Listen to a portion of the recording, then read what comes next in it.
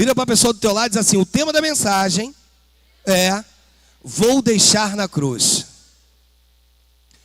Diz assim, ó: tendo em vós o mesmo sentimento que houve também em Cristo Jesus, pois ele, subsistindo em forma de Deus, não julgou com usurpação ser igual a Deus, antes a si mesmo se esvaziou, assumindo a forma de servo, tornando-se semelhante de homens e reconhecido em figura humana. A si mesmo se humilhou, tornando-se obediente até a morte de cruz. Fecha teus olhos, Deus fala conosco. É o que eu quero te pedir no nome de Jesus. Ser conosco, no nome de Jesus. Se você crê, diga ah.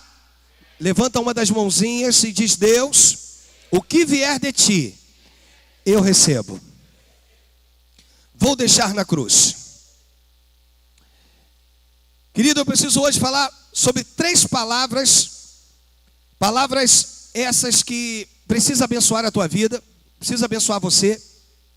E eu queria que você pudesse dar toda a sua atenção para essas palavras. E a primeira palavra é remissão, a segunda palavra é perdão e a terceira palavra é triunfo. Remissão, perdão e triunfo.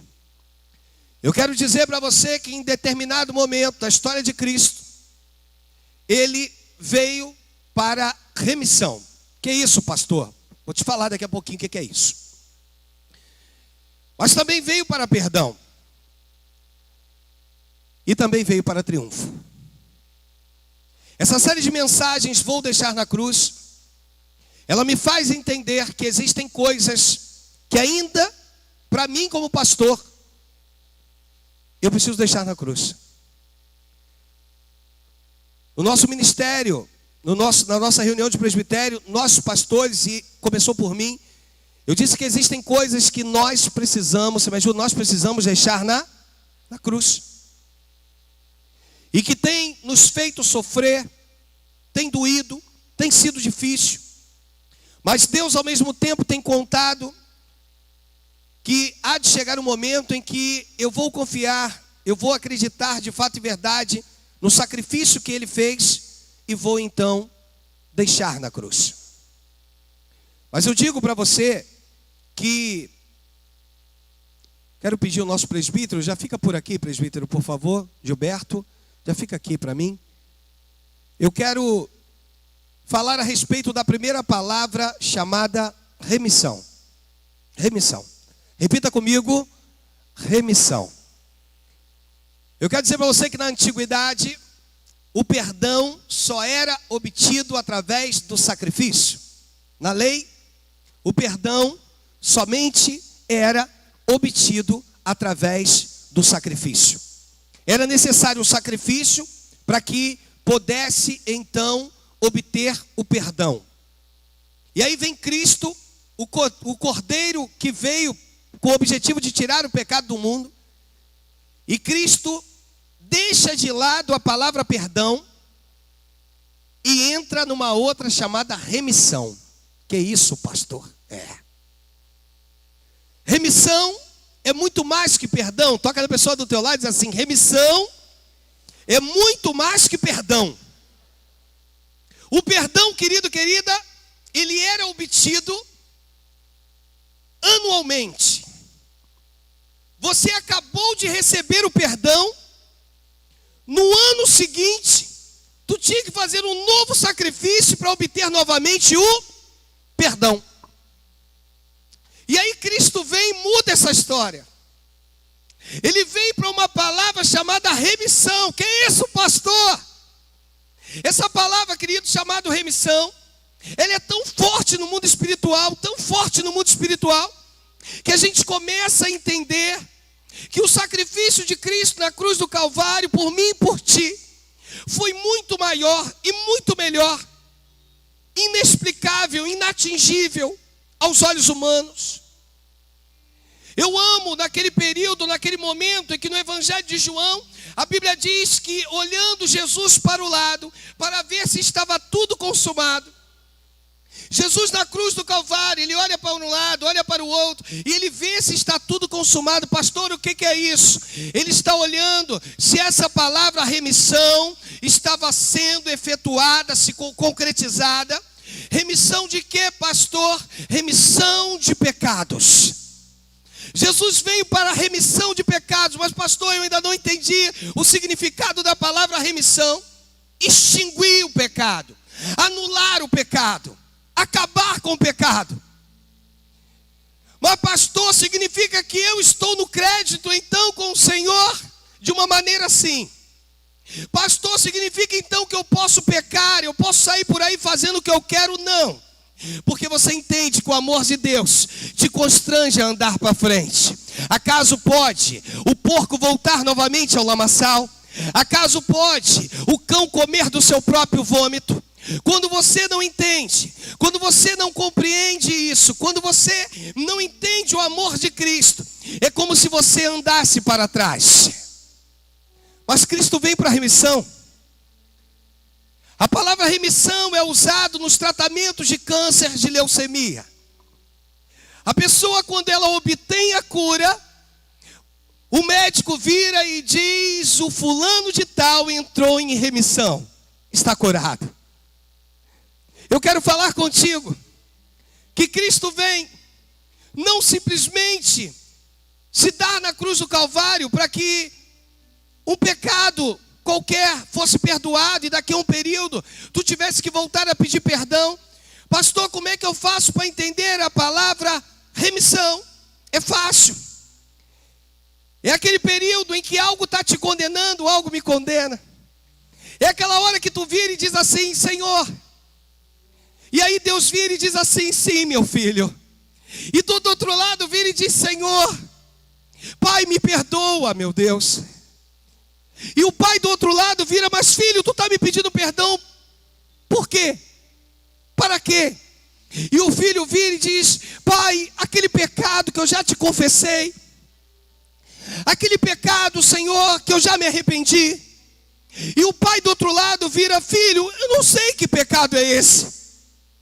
E você do outro lado: pai, como, Senhor? Tu não conhece, tu conhece todas as coisas. Como tu não conhece aquele pecado que cometi na semana, no mês retrasado, no ano passado, pai? E o pai vira para você, vira para mim e diz: filho, eu não me lembro. Eu não me lembro desse pecado. Mas pai, como tu não se lembra? Como? Não pode o senhor se esquecer, o senhor conhece todas as coisas. Filho, o pecado que foi perdoado, ele eu lanço no mar do esquecimento. Querido, o que Deus hoje tem para falar para mim e para ti é que quem tem mania de pescar no mar do esquecimento somos nós. Quem tem mania de lançar a nossa vara no mar do esquecimento somos nós. Porque Romanos 8, versículo de número 1 diz que nenhuma condenação há para aqueles que estão em Cristo Jesus. Hoje eu vim falar de uma palavra chamada remissão. Eu quero falar contigo em nome de Jesus, que o meu Deus, o teu Deus, quando ele veio, quando sofreu, quando se deu na cruz do Calvário, pastor, não tiraram a vida de Jesus, querido, de forma nenhuma. Que isso, pastor? De forma nenhuma. Quando Pedro corta a orelha do servo do sumo sacerdote, quando ele vai lá e decepa a orelha, e Jesus vai lá, pega a orelha de Malco e implanta no lugar. Era como se Jesus, e aí Jesus vai falar com Pedro: Pedro, se acaso eu quisesse, eu não rogaria ao meu pai, e meu pai me enviaria legiões de anjos a meu favor. Em outras palavras, Cristo estava dizendo para Pedro: olha Pedro, a minha vida, ninguém vai tirá-la, porque a minha vida, eu vou dá-la. Ele é Deus, querido. Ele vem para uma palavra chamada remissão. Ele vira para mim, para você e diz: estou extinguindo, estou anulando o pecado. E aqueles que crêem, aqueles que tiverem uma vida digna, esses já não vão ser mais réus do pecado. Esses já não vão estar mais presos ao pecado. Querido, quando Deus me deu esse tema, vou deixar na cruz.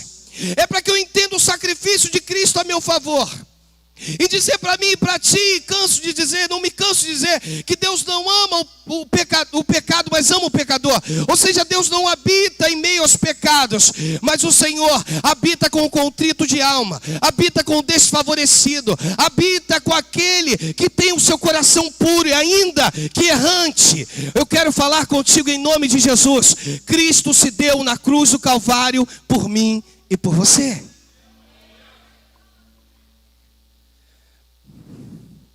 E o texto diz: tendo o mesmo sentimento que houve também em Cristo Jesus, pois ele, subsistindo em forma de Deus, não julgou com usurpação ser igual a Deus.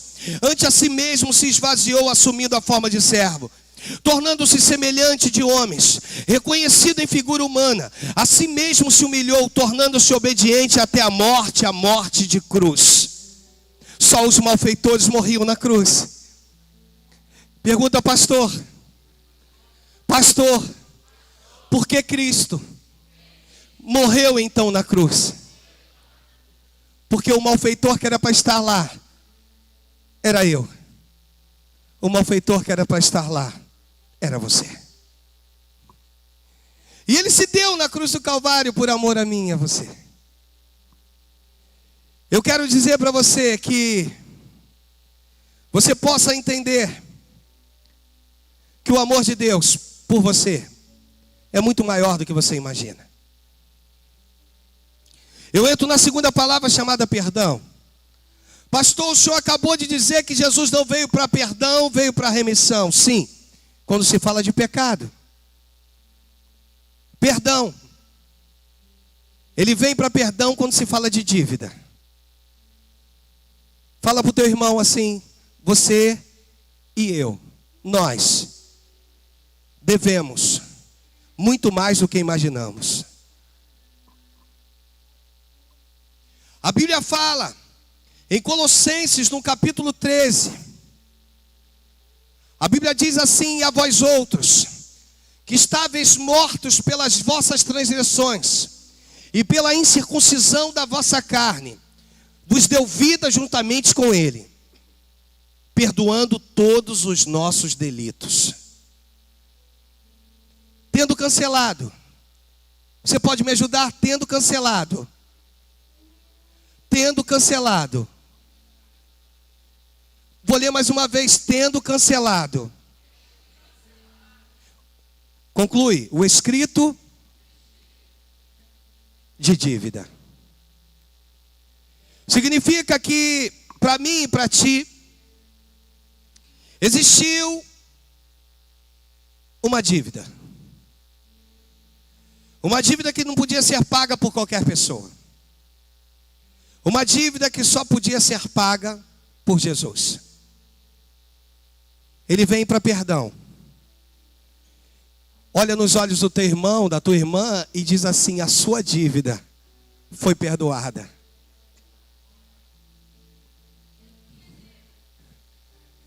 Quem tentar trazer à tona essa dívida, você pode virar para o amado, para a amada, e pode dizer: a minha dívida foi perdoada por Cristo. Ele pagou a dívida, ele pagou. Levanta uma das tuas mãos e diz assim: ele pagou a dívida. E o texto, quando ele diz: a vós outros que estáveis mortos pelas vossas transgressões e pela incircuncisão da vossa carne, vos deu vida juntamente com ele, perdoando todos os nossos delitos, tendo cancelado o escrito de dívida que era contra nós e que constava de ordenanças, e aí fala da lei, o qual era prejudicial, removeu-o pela metade. É isso que diz o texto. Removeu-o 10%, é isso que diz o texto. Removeu 50%, é isso que diz o texto. Removeu inteiramente, encravando-o na cruz. A minha dívida foi perdoada. A tua dívida foi perdoada. E o único capaz de perdoar dívida foi aquele que estava na cruz do Calvário. Querido, eu queria que você tentasse imaginar esse momento de cruz. No momento em que Jesus foi posto naquela cruz, naquele madeiro, e que vieram para o cravar na cruz, suas mãos, seus pés. E eu fico tentando imaginar que nessa hora, a dor é tão grande, ou pode ter sido tão grande, e que Jesus, sem merecer, passou por tudo aquilo. Quando na verdade eu é que deveria de estar no lugar dele. Eu não quero falar de você, eu quero falar de mim. Eu quero dizer para você, em nome de Jesus, que nessa hora eu consigo me transportar e dizer: aquele lugar não era de Cristo, era meu. Eu é que tinha que estar naquele lugar. Eu é que deveria de estar naquele lugar. A Bíblia mostra aqui no 13 e no 14, Jesus como cordeiro se dando por mim e por você. Mas o versículo de número 15, eu falo da terceira e última palavra chamada triunfo. Eu falo para você que a Bíblia diz: e despojando os principados e as potestades, publicamente os expôs ao desprezo, triunfando deles na cruz. Olha para lá, olha para cá. E despojando os principados e as potestades, publicamente os expôs ao desprezo, triunfando deles na cruz. O que é isso, pastor? Essa é a prova de que quando Jesus te faz mais que vencedor, e que às vezes a minha vida e a tua não condiz com essa realidade, é que pode ser que tenha coisas ou existam coisas que eu preciso deixar na cruz. Essa é a prova que quando fala de triunfo, fala de vida. Quando a Bíblia fala de remissão, fala de pecado. Quando a Bíblia fala de perdão, fala de dívida. Quando a Bíblia fala de triunfo, está falando de vida. Que isso, pastor? Eu te explico. Eu quero falar para você que na grande maioria das vezes existem posições que Deus quer que você ocupe, e que às vezes nós não ocupamos. Sabe por quê? Porque eu não consigo deixar na cruz aquilo que já foi pago pelo meu Senhor.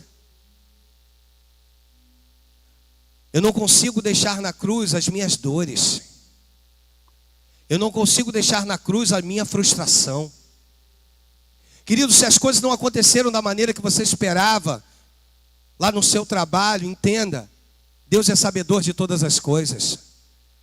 Se as coisas não fluíram da maneira que você esperava, Deus continua sendo Deus da mesma maneira. E ainda que não tenha fluído, Ele manda você acalmar o teu coração. Eu preciso lançar na cruz tudo aquilo que me atrapalha de ocupar o lugar que Deus tem para mim. Eu atendi uma pessoa aqui no culto de quarta-feira. É um pastor. Não é da nossa igreja. E no dia seguinte ele botou algumas coisas, narrou algumas coisas no Facebook, mediante ao que eu falei com ele. Ele me conheceu agora há pouco tempo, virou para mim e falou assim: pastor, eu quero voltar a atuar, eu quero voltar a ser pastor. E eu perguntei um pouquinho da história dele. E ele virou para mim e falou o seguinte: olha, pastor, eu fui pastor há 15 anos, e depois de 15 anos abandonei tudo e voltei para o espiritismo. Eu ouvi ele e ele disse para mim assim: e agora eu quero voltar a pregar o evangelho. E eu falei: olha, vamos para a Bíblia, porque nada é melhor do que a Bíblia. E levei ele lá no primeiro livro dos Reis, no capítulo número 18. Mostrei os 450 profetas de Baal tentando de todas as maneiras obter fogo do céu. A Bíblia diz que com lancetes eles se cortavam, mas chegou ao meio-dia. E o meio-dia, próximo do meio-dia, estava chegando a vez de Elias. A Bíblia diz que a primeira coisa que Elias faz é juntar o povo: venha. A segunda coisa que Elias faz é observar o altar. Por favor, querido, o que hoje Deus está falando comigo, contigo, é o seguinte: vamos observar o nosso altar. Existem coisas que, se ainda não aconteceram, é porque eu e você não estamos parando para olhar para o nosso altar. Não é eu olhar para o teu altar, não, eu preciso olhar para o meu. E a Bíblia diz então que Elias olha para aquele altar, ele vê sangue, ele vê pedaço de pele, ele vê um monte de coisas e ele chega a uma conclusão: o meu Deus não vai derramar fogo nesse altar do jeito que ele está. Um altar em ruína, querido, Deus não derrama fogo. E a primeira coisa então que Elias faz é restaurar o altar do Senhor. A Bíblia diz que ele escolhe 12 pedras representando as 12 tribos de Israel, os 12 filhos de Jacó. E a Bíblia diz então que ele começa a preparar o altar. Por favor, toca no teu irmão e diz assim: às vezes coisas ainda não aconteceram na tua vida, na minha vida, porque eu não estou olhando para o altar do Senhor. Querido, olha para o pastor, por favor. Deus quer ser glorificado através da tua vida. O Senhor quer ser exaltado através da minha vida, da tua vida, em nome de Jesus. Mas Deus hoje vira para mim e para ti e diz: existem coisas que precisamos deixar na cruz. Existem coisas que precisamos lançar na cruz. Existem coisas que precisamos dizer: Senhor, eu não posso conviver com isso, isso me dói, isso me tira da tua presença. Existem coisas, querido, que eu preciso dizer para Deus: Senhor, dessa maneira, Deus, eu posso estar enganando a todo mundo, mas eu não consigo enganar o Senhor. E Deus, quando eu olho para o alto, eu sei que tu tem me reprovado, Senhor. Existem coisas que eu e você precisamos lançar na cruz, deixar na cruz. E outra coisa que eu preciso dizer para você: às vezes você não tomou conta ou não entendeu a palavra em Colossenses, lá no capítulo 2, no versículo de número 15. Talvez você que ainda não entendeu, mas hoje tu vai entender em nome de Jesus. A Bíblia diz assim: despojando os principados e as potestades publicamente, os expôs ao desprezo, triunfando deles na cruz. O Senhor te chamou para ser co-participante das suas promessas. O Senhor te chamou, querido, e vira para mim e para ti e diz: eis que vos tem um lugar no céu. E tu pode dizer amém por isso? Mas aqui nessa terra, Deus te chamou para que você também possa estar no lugar elevado. O Senhor te chamou para que aqui nessa terra você possa viver dignamente. O Senhor te chamou para que aqui nessa terra haja fartura de felicidade, fartura de alegria. Aqui nessa terra você consiga levantar a tua mão e falar: Senhor, as portas têm se aberto automaticamente na minha vida. Coisas maravilhosas têm acontecido. Eu quero dizer para você que o inimigo da tua alma, ele sabe que tu é vencedor. E às vezes eu e você não entendemos isso. Ele sabe que tu é vencedor e eu e você estamos presos. Querido, sabe o que acontece comigo e contigo? Eu venho de uma família de câncer, querido. Bisavó, avó, mãe, tia. Sabe por quê? Guardavam mágoa. Às vezes Deus vira para mim e para ti e está dizendo assim: libera esse coração, libera. Mas eu quero ficar preso, eu quero ficar com a mágoa, eu quero ficar com rancor. Eu prefiro ficar com tudo isso. Mas Isaías está dizendo que pelas suas pisaduras fomos sarados. Mas eu não quero lançar na cruz um coração limpo. Eu não quero depositar na cruz. Eu não quero dizer: Senhor, está aqui meu Pai, está aqui o meu sentimento. Está aqui, Deus, a minha vida. Está aqui, Deus, o meu ministério. E aí, querido, a gente fica rodando em círculos.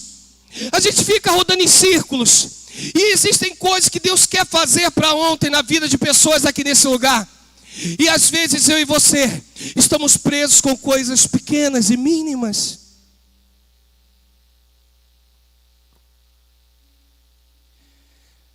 Ministério de louvor.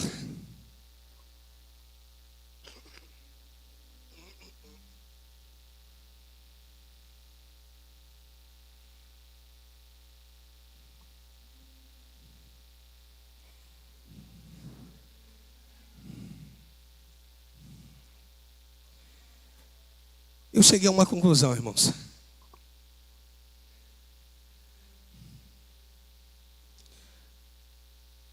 Que ainda como pastor, ainda existem coisas que eu preciso deixar na cruz.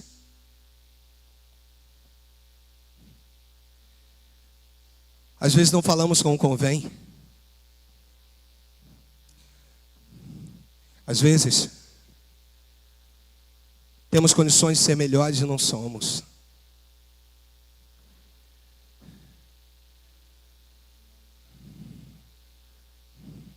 Às vezes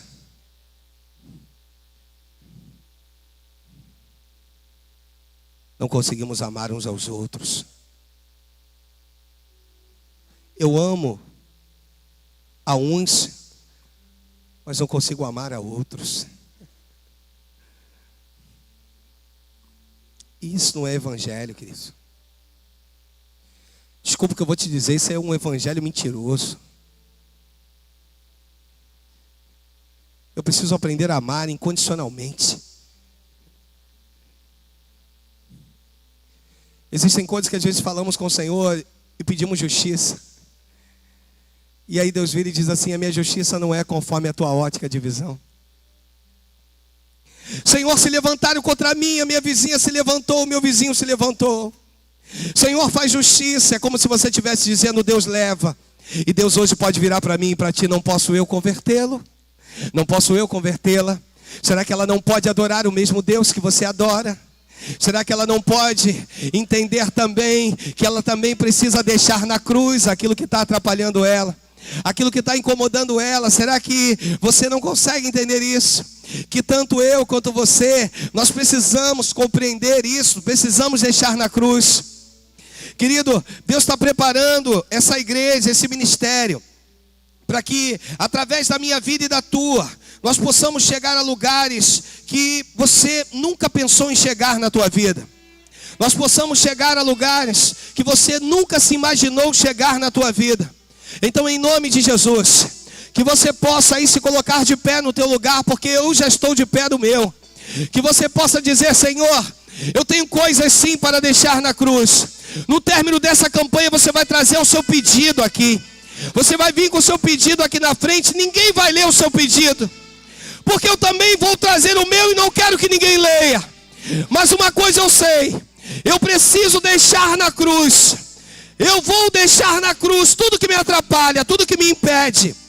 No nome de Jesus. No nome de Jesus. E se esse é o teu caso, que você possa colocar a mão à altura do teu coração também, e possa fazer a tua oração para Deus em nome de Jesus.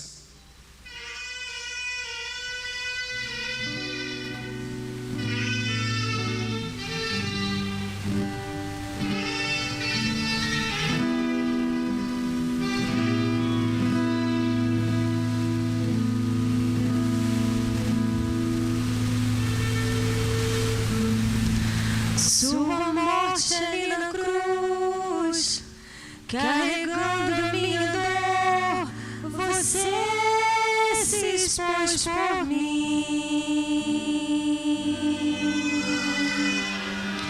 Se entregou em meu lugar e me deu uma nova chance. Eu vou recomeçar.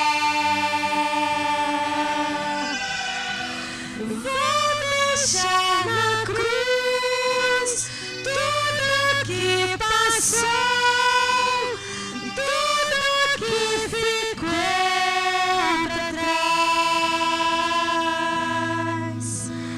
Olho pra você, corro pra você, seu amor me chama.